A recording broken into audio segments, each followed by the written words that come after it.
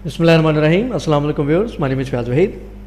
Viewers, JavaScript के आज के लेक्चर में हम मज़ीद जो 2 डायमेंशनल अरे या मल्टी डायमेंशनल अरे है उसको डिस्कस करेंगे।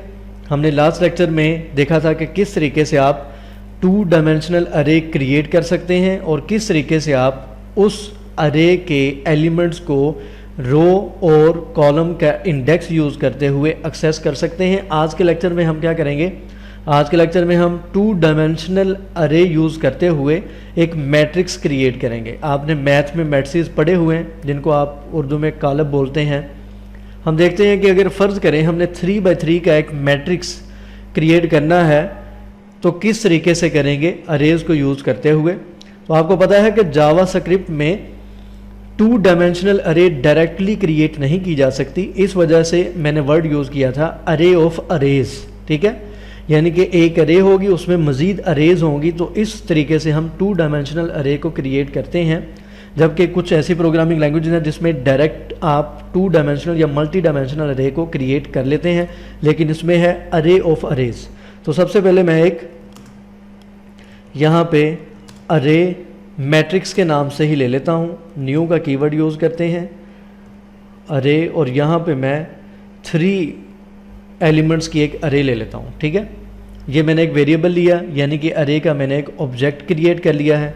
उसके बाद अरे ऑफ अरेज के लिए, यानी कि एक अरे में मज़ीद अरेज, तो हमें चूँकि रोज़ भी चाहिए और कॉलम्स भी चाहिए, तो हम क्या करते हैं, मैं यहाँ पे फॉर लूप यूज़ करता हूँ जिसमें हम अरे ऑफ अरेज क्रिएट करेंगे। फॉर लूप में यहाँ पे आप वेरिएबल कोई भी यूज़ कर सकते हैं, जैसे मैं यहाँ पे यूज़ कर लेता हूँ i is equal to 0, i is less than 3। आपने यहाँ पे वर्ड 3 लिखा है, आप यहाँ पे मैट्रिक्स डॉट लेंथ भी यूज़ कर सकते हैं। फ़िलहाल मैं 3 के साथ करता हूँ, बाद में फिर आपको इसका मैं बताता हूँ। और उसके बाद i++।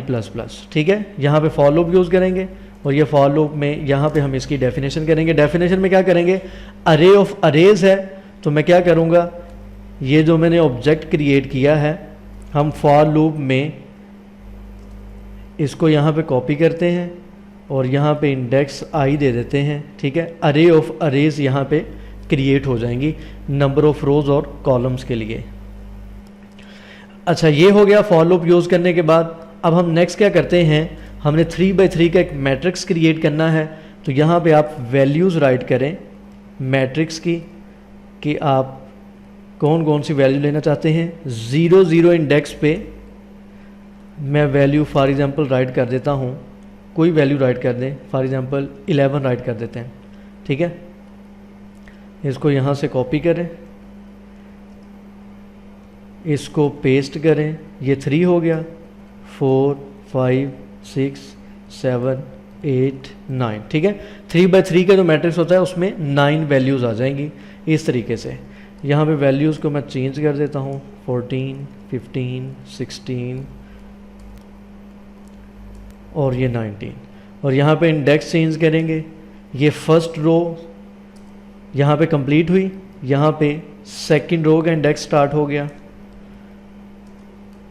इस तरीके से ये लास्ट लेक्चर में मैंने डिटेल में बताया था। यहाँ से थर्ड रो स्टार्ट हो गई है, थर्ड रो फर्स्ट कॉलम और यहाँ पे ये और ये इस तरीके से। ठीक है, ये 0 0 इंडेक्स पे वैल्यू 11 आएगी, 0 1 इंडेक्स पे यानी कि first row first column, first row second column, first row third column. ठीक है, पहले फर्स्ट रो चलेगी, उसके 3 एलिमेंट्स आएंगे, उसके बाद सेकंड रो आएगी।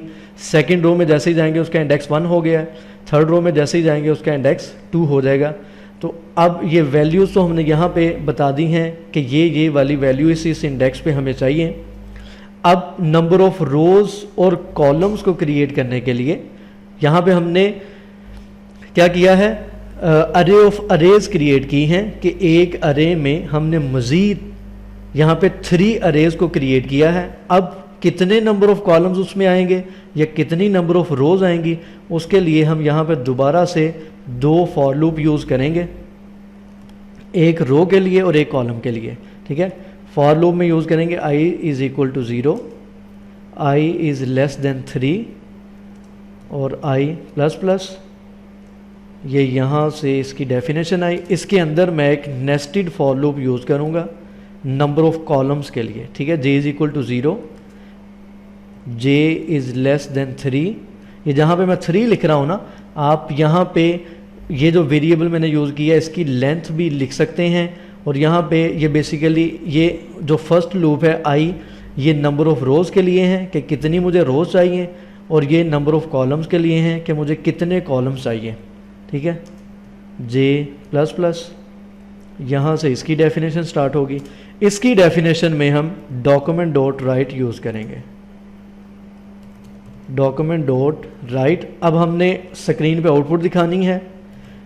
वेरिएबल है मैट्रिक्स, i में जो वैल्यूज़ आएंगी और j में जो वैल्यूज़ आएंगी वो हम स्क्रीन पे शो करवाएंगे, ठीक है। फ़िलहाल मैं इसको इतना ही राइट करता हूँ। अब यहाँ पे हमने क्या किया है, सबसे पहले ये एक हमने अरे का ऑब्जेक्ट क्रिएट किया है। उसके बाद मैंने अरे ऑफ अरेज, यानी कि एक अरे में मज़ीद अरेज मैंने क्रिएट करने के लिए ये वाला मैंने लूप यूज़ किया। उसके बाद मुझे कौन कौन सी वैल्यूज़ चाहिए, वो मैंने 9 वैल्यूज़ यहाँ पे डिफ़ाइन कर दी हैं कि मुझे जी ये वैल्यू चाहिए। उसके बाद मैंने ये बता दिया है कि मुझे कितनी नंबर ऑफ़ रोज़ चाहिए और कितने नंबर ऑफ़ कॉलम चाहिए। फॉर लूप चलेगा और इंडेक्स के मुताबिक 0 0 कहाँ पे जाएगा, 0 1 कहाँ पे वैल्यू जाएगी, ये मैं इंशाल्लाह आपको भी बताता हूँ। इसको फ़िलहाल सेव करें, इसको ब्राउज़र में रिफ़्रेश करें तो देखते हैं कि हमारे पास आउटपुट क्या आती है, ठीक है। अभी फ़िलहाल आपको ये आउटपुट इस तरीके से नज़र आ रही है, 11 12 11 से 19 तक। ये एक रो में है।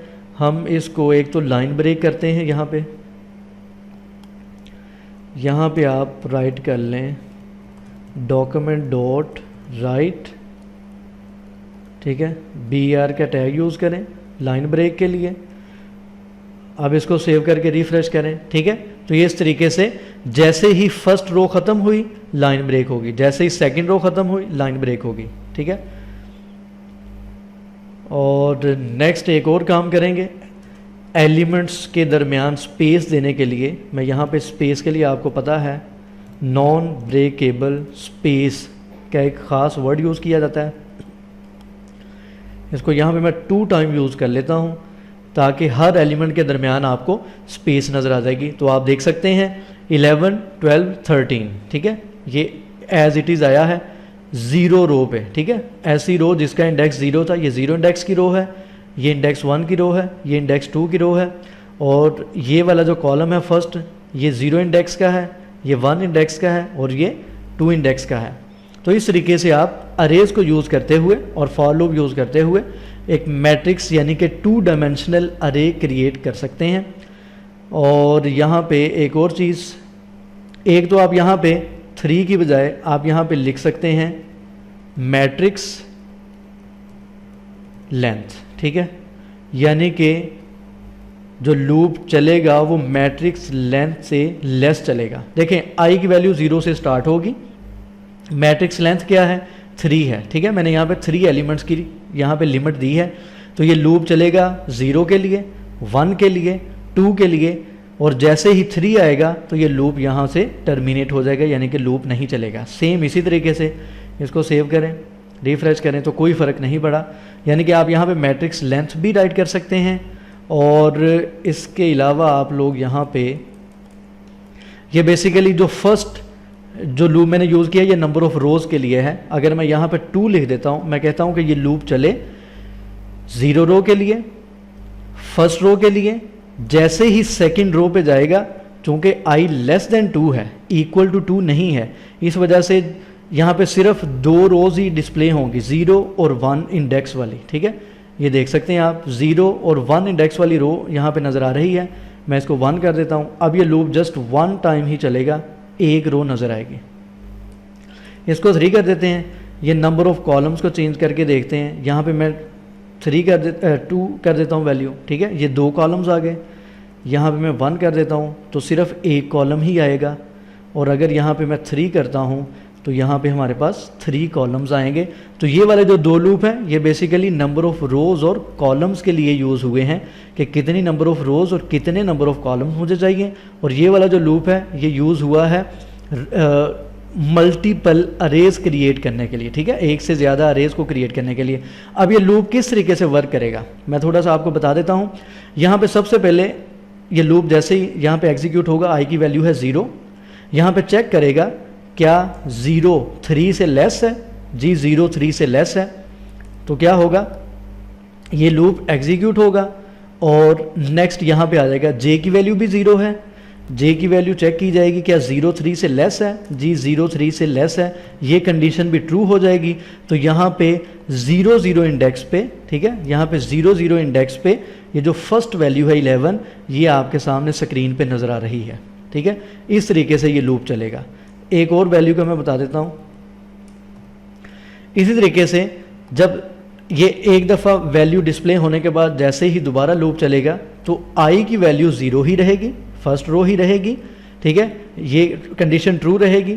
जे की वैल्यू यहाँ पे आके क्या हो जाएगी, जे की वैल्यू एक इंक्रीमेंट होके 1 हो जाएगी, ठीक है, एक इंक्रीमेंट हो जाएगी, जे की वैल्यू 1 हो जाएगी। यहाँ पे चेक किया जाएगा 1 इज़ लेस देन 3, ट्रू है, तो ये दोबारा लूप चलेगा लेकिन 0 1 इंडेक्स के लिए, ठीक है, 0 1 के लिए फर्स्ट रो सेकंड कॉलम। इसी तरीके से फिर यहाँ पे जे की वैल्यू इंक्रीमेंट होकर 2 हो जाएगी और दोबारा से लूप चलेगा। जैसे ही यहाँ पे वैल्यू 3 होगी तो फिर चेक किया जाएगा कि क्या 3 लेस देन 3 है, नहीं ये फॉल्स है, तो अब क्या होगा, ये वाला जो लूप है ये टर्मिनेट हो जाएगा।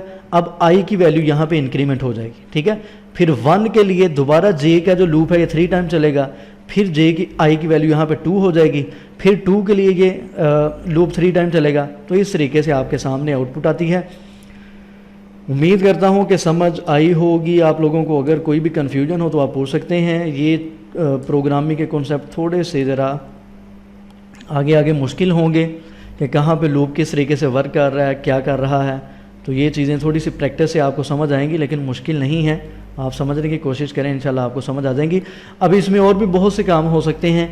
2 मैट्रिसेस को ऐड किस तरीके से किया जाता है, उसके अलावा मल्टीप्लिकेशन किस तरीके से होती है, बहुत सी चीज़ें हैं, लेकिन वो इंशाल्लाह मैं आने वाले लेक्चर्स में उसको डिटेल में बताऊंगा।